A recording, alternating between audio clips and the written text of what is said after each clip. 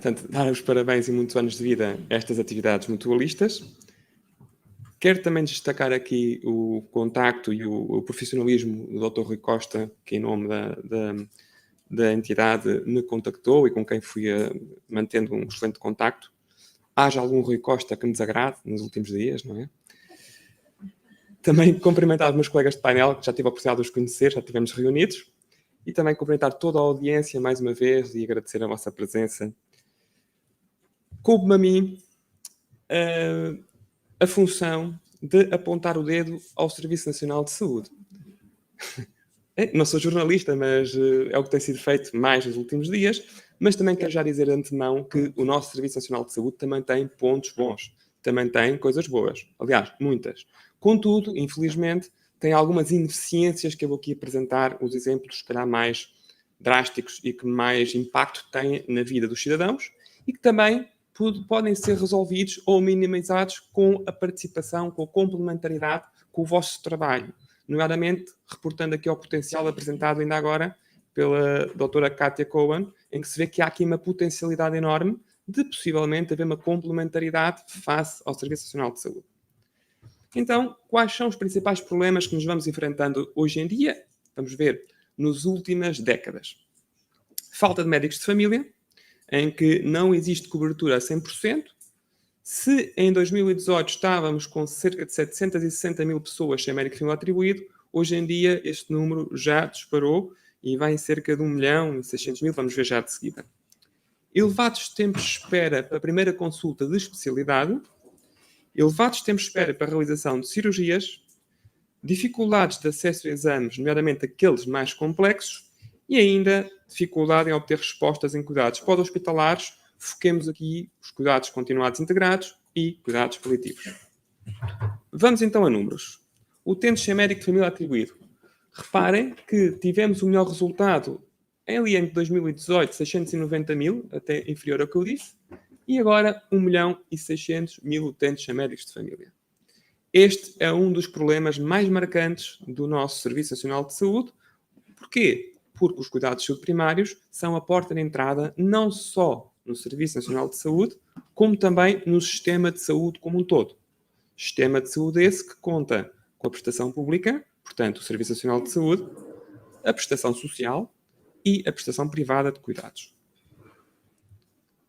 Quanto a consultas médicas realizadas nos cuidados de saúde primários, ou seja, ao nível dos centros de saúde, verifique-se que isto está em milhares, portanto, temos em 2010 e 2022 um número aproximado. Houve ali momentos, na altura, sobretudo, da intervenção da Troika em Portugal, muito também focado na questão da taxa moderadora, que era elevadíssima naquela altura, face às capacidades dos nossos cidadãos, sobretudo algumas pessoas como pensionistas, com reformas muito aquém do limiar da sobrevivência. Atualmente, os números têm aumentado. Durante o Covid, não se nota aqui propriamente um impacto muito grande. Porquê? Porque as consultas não presenciais, nomeadamente os contactos feitos do médico de família com o doente que estava positivo à Covid, contabilizaram-se como consultas. Portanto, estes dados deviam ter sido separados nessa altura, seria o mais correto. Contudo, não há desagregação ao nível do portal do SNS e o que se apresenta são estes valores. Consultas médicas, cuidados hospitalares, em milhares. Repare-se que aqui também temos uma evolução. 2020 é notório o efeito do Covid. Pronto, desta forma, os hospitais estiveram mesmo fechados e as consultas, não houve mesmo consultas. Algumas realizadas certamente também pelos videoconferências, outras sem hipótese desse tipo de análise. Nomeadamente consultas para cirurgia, que podemos entender que não seriam realizadas, uma vez que as cirurgias também não teriam lugar nesse ano. Agora, o ponto crítico. Os tempos de espera. Isto são dados dos anos 2019, 20, 21 e 22, segundo semestre. O TMRG são os tempos máximos de resposta garantida. Ou seja, aquele período que, teoricamente, a pessoa não devia de aguardar mais para uma determinada prestação de cuidados de saúde. Neste caso, consultas médicas. Esse tempo não é fixo. Ele varia conforme a prioridade do cidadão. Portanto, um exemplo, uma pessoa que tem diagnosticado um tumor já com análise, exames feitos, um tumor maligno, imaginemos, tem uma prioridade muito urgente. Teria de ter a sua consulta no imediato, entre 1 a 2 semanas, na melhor das hipóteses. O doente normal, muitas vezes, tem ali um período de 120 dias, 150 dias, conforme também algumas situações, que se arrasta muitas vezes por anos, em algumas especialidades.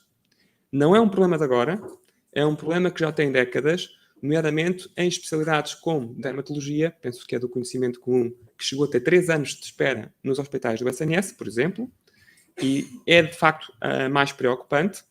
Oftalmologia, idem, também, teve muitos tempos de espera e ainda continuam a ter.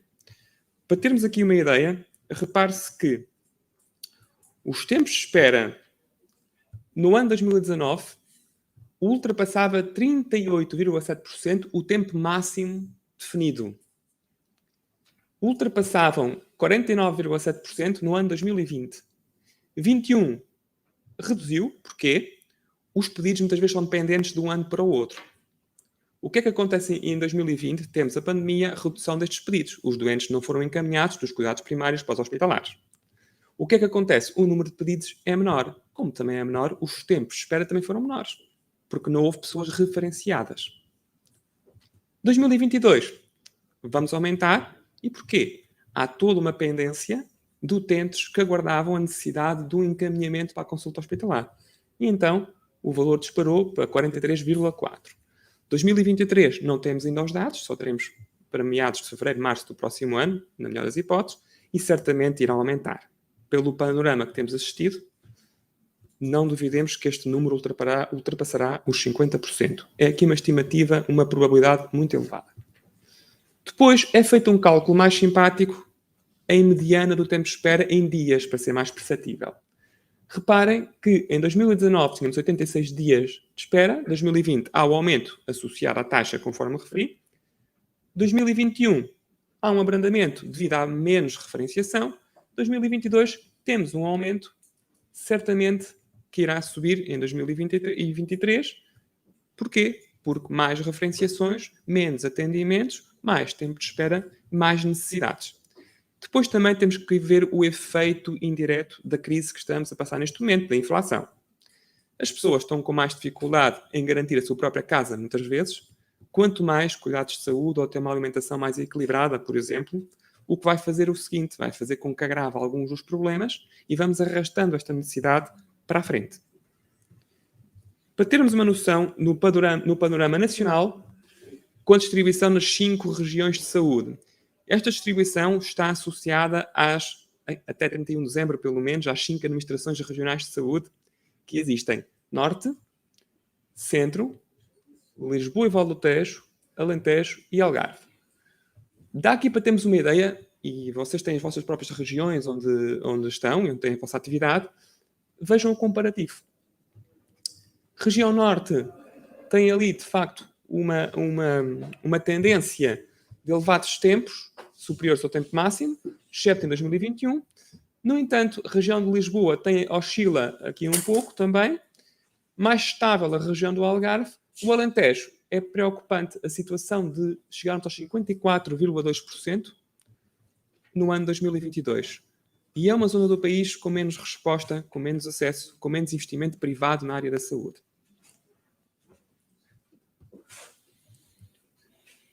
Quanto primeiras consultas realizadas em cuidados de saúde hospitalares. As primeiras consultas realizadas são aquelas que são encaminhadas por norma através do sistema que é a consulta a tempo e horas, CTH, através dos cuidados primários. Mas também pode ser uma consulta, imagina um doente que vai à urgência e depois é encaminhado para a consulta hospitalar através do serviço de urgência, também será uma primeira consulta realizada no hospital. Verifiquemos da mesma forma os tempos de espera. Ou seja, quanto ao incumprimento do tempo máximo, garantindo aqui o mesmo padrão, está a aumentar. 2022 voltamos a ter 47%, mais uma tendência decrescente para o ano 2023 e sucessivamente, se não for feita nenhuma intervenção neste âmbito. Quanto à atividade cirúrgica, temos aqui o histórico em milhares da atividade cirúrgica realizada no SNS. É um valor constante, excetuando o ano 2020, onde há uma quebra justificada pelo encerramento das cirurgias, mas que houve também no final desse ano alguma cirurgia adicional. Daí que o valor, mesmo assim, não caiu tanto, porque a cirurgia adicional, através do SIGIC, dá incentivos aos profissionais de saúde para fazer um número maior de horas de trabalho cirúrgico, incluindo aos fins de semana, e para recuperar as listas de espera. Esta cirurgia adicional ainda fez-nos chegar às 579 mil cirurgias, portanto, é um número inferior à média, claro, mas mesmo assim, dando em conta o panorama daquele ano, muitos países europeus não conseguiram atingir esta proporcionalidade de referência, tendo por referência os anos anteriores. Contudo, há tempos de espera nas cirurgias também. Não são tão elevados quanto as consultas, felizmente, mas ainda assim temos aqui uma tendência idêntica. Contrariamente aqui às consultas, no ano 2022 foi reforçado os sistemas de recuperação de listas de espera. E em 2021 também. Houve esta tendência depois de 2020 da pandemia e temos vindo aqui a recuperar e os tempos de resposta a diminuir.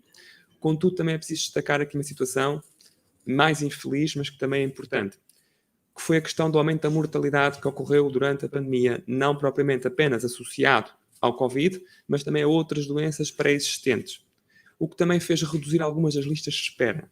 Cirúrgicas são um exemplo de alguma redução, porque os utentes acabaram por falecer, mas pronto, estes dados também não consigo dizer qual foi a percentagem exata, sei que há referência, são chamadas desistências, normalmente a pessoa desiste por esse motivo no SNS.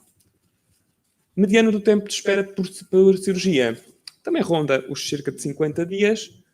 Vamos ver como vai correr no ano 2023, se bem que em 2023 está a haver muita recuperação de listas de espera. Esperemos que haja uma tendência de manutenção, pelo menos destes indicadores. Mais uma vez, em termos nacionais, temos aqui a percentagem no incumprimento. Destaca-se a região norte, com 8,5%, com um valor inferior de tempo máximo de resposta. Depois temos a região do Algarve, neste momento em 2022, que é a que apresenta um incumprimento maior do tempo máximo de resposta garantida. Quanto aos cuidados continuados integrados, reportamos ao número de camas da rede. Tem havido um investimento, de facto. Agora, se ele é suficiente, não. Eu tenho um estudo que publiquei até num livro, em que fiz os cálculos perante a população residente, ainda que os cuidados continuados não sejam só para pessoas com mais de 65 anos, mas a grande maioria dos utentes é, e fazendo as proporções na região do país, ainda assim a região do Algarve é aquela que está melhor dotada de resposta, tendo em conta a população com mais de 65 anos residente. Regiões que estão piores, sem dúvida, Lisboa na longa duração, os cuidados continuados de longa duração, o que se entende também um investimento em longa duração não é tão bem financiado ao nível do Ministério da Saúde nos acordos que são feitos, e o investimento em terreno, infraestruturas na zona de Lisboa é muito superior a outras zonas do país, portanto tem encargos muito maiores e que não tem pois rentabilidade também para quem investe nessa área. É um dos problemas que temos neste momento. Região Norte, o Porto, ainda que ligeiramente melhor, também está a entrar na mesma tendência da região de Lisboa. Contudo, há um outro problema que muito temos falado também nos últimos anos, conhecido como internamentos inapropriados ou então por internamentos sociais, que é algo que já vos diz mais respeito e que estão mais dentro deste tema. Os dados da 7ª edição do Barómetro dos Internamentos Sociais, que é agora de 20 de março de 2023, recente, apontam que 50% dos utentes que estão internados em hospitais do SNS aguardam resposta para a admissão na rede. 28% é porque não há estrutura residencial para pessoas idosas. 4% por incapacidade de resposta familiar. 4% outras causas. E ainda também outras causas, se bem que umas são sociais, outras são gerais. E a reorganização familiar também é um dos pontos assentes. Agora, eu sei que vou passar aqui 1 minuto, peço já desculpa. Alguma tolerância, não pode ser tolerância zero. Articulação público-privado, onde poderemos aqui reduzir e aproveitar o potencial que foi apresentado ainda agora. Na articulação setor público, setor social ou privado, temos o regime da complementaridade. Ao nível legal, a lei permite-nos estabelecer diferentes tipos de acordos, ou seja, acordos de gestão, em que há uma gestão por parte de uma entidade social, por exemplo, de um estabelecimento do Serviço Nacional de Saúde. Por exemplo, ao nível das unidades de saúde familiar, dos centros de saúde, até já há um projeto piloto cá em Lisboa nesse aspecto, uma entidade social poderá gerir uma unidade de saúde familiar e está na mesma a prestar serviço para o SNS desse estabelecimento. Portanto, muda aqui a gestão dessa unidade. Acordos de cooperação, em que há um estabelecimento da área social que trabalha também sem um acordo de cooperação exclusivo com o Serviço Nacional de Saúde, ou a convenções, que visa, no fundo, uma cooperação. Por exemplo, têm uma associação mutualista que atende os vossos associados e depois tem uma percentagem, uma capacidade de resposta além dos associados que vão oferecer ao SNS mediante um determinado acordo, uma convenção acordada entre vós. E, aliás, é por aqui o caminho, certamente. E assim termino esta apresentação. Quero também fazer uma pequena nota que eu, em cerca de 100 artigos científicos internacionais que já publiquei, em 4 livros e 3 capítulos internacionais, não conhecia os dados que foram apresentados agora. É pena, ainda bem que aqui vim hoje. E eu prometo-vos que ainda me faltam 33 anos para a reforma, portanto ainda terei tempo de os usar. E irei usar certamente estes dados, irei contactá-la também, porque isso é uma coisa que tem em conjunto. Sobretudo para potencializar, há aqui uma capacidade de resposta enorme que poderemos também usar. E eu espero que daqui para a frente haja uma abertura também no Ministério da Saúde para vos receber e tentar em cada região fazer protocolos, acordos que sejam possíveis e úteis, porque no fundo o que está aqui na base é o cidadão. Muito agradeço a vossa atenção e disponha.